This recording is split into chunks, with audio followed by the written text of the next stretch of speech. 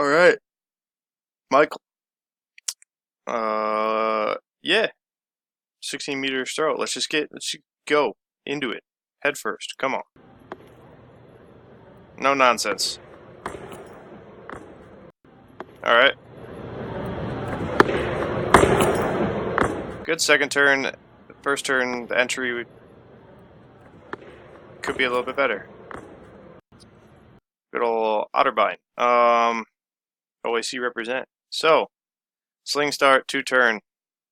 I'm not sure how many turns you do with the hammer, but with a sling start, doing 2 turns doesn't really work out that well. So I recommend, I mean, it's early enough. It's November 22nd. You got 3-4 months till conference, OAC, nationals, whatever.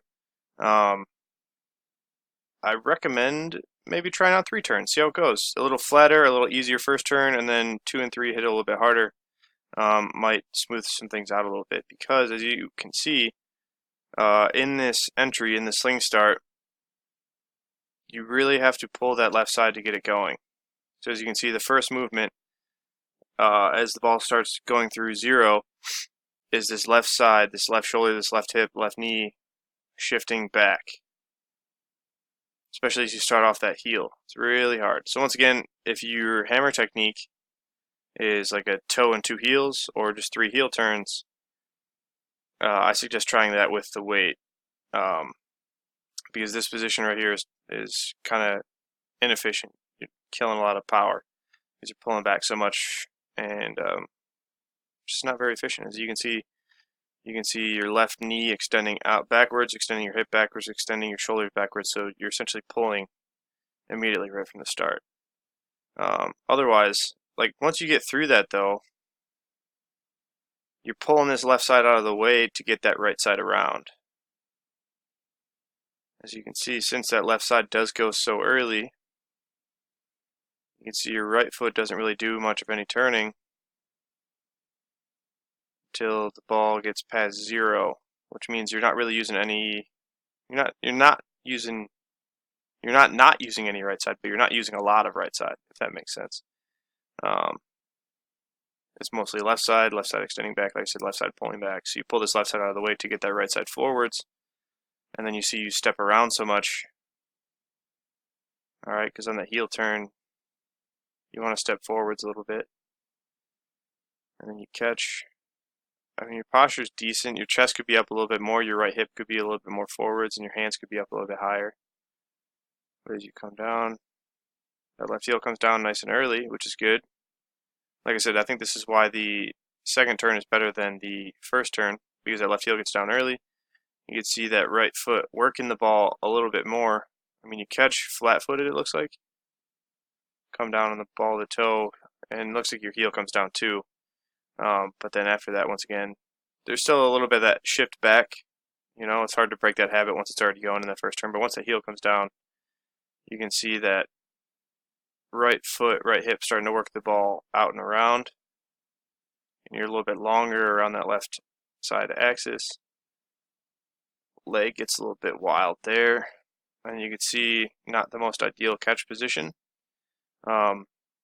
This right leg is extended so far out because it's kind of catching yourself rather than your balance isn't quite where it needs to be. It needs to be a little bit more centered, whereas right here you can see it's just you're leaning super far to the left as the ball is super far to your right, and feet just get a little bit wide because once again, as you can see, I mean, you work it well because, like I said, that tendency to pull that left side back. As you pull back that left side, you can see then you're nice and balanced.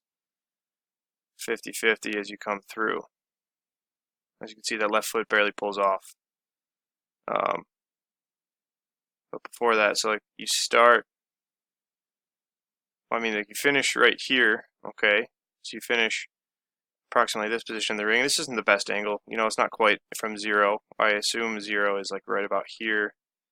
So you finish a little bit more on the left side of the circle, whereas you start right in the middle of the circle, which means, once again, you want to go ideally down the middle, maybe a little bit down the right side of the sector. A good person to watch is Connor McCullough, him throwing any sort of weight, or even hammer, honestly, but especially weight, as starting off the heel. he really works down that middle of the ring, maybe down that right side a little bit, and he holds that left side pretty well. What lets the ball pass pretty well, and has a good balance between his left side and right side, his upper body, lower body, all that stuff. So, like I said, my biggest recommendation for you, Michael, is to, like I said, maybe try out 3 turns. Try it out. I'm not saying you have to do it, but try it out. Flatten it out and be a little bit more patient. Let the ball go around your left side more. Hold that left side in place. Don't pull back so aggressively on this entry to get the ball going. Think about that first turn in a 3 turn as just kind of like a wind, if you will. I know winding the weight is a bad thing, but not a bad thing. I've said it before, it was a bad thing, but it can be a bad thing. But then again, so can the sling start. So let the ball go around the left side. Like I said, the biggest thing is just pulling this left side back. So you got to really hold that in place. Use that right side a little bit more, a little bit earlier.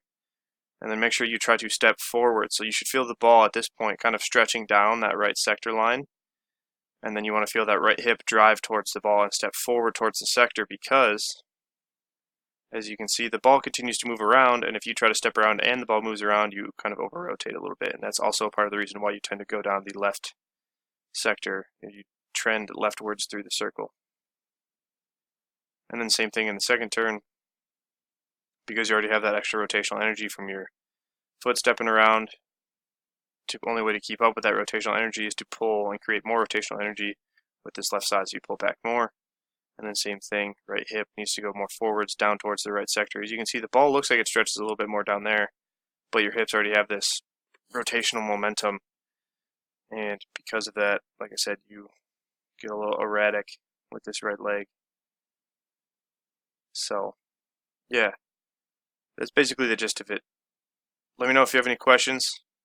I'm here to help. I'm a man of the people. So, thanks for watching. Sean Don, peacing out. If you would like technical analysis of your own, go to SeanDonnelly.biz, go to the services page and sign up. Or sign up for my coaching services, because once again, the season is rapidly approaching. Weight throw season is damn near here. Get your technical analyses done. Save your back by throwing the weight correctly. So, alright, Sean Don. Peace now for real this time. Goodbye.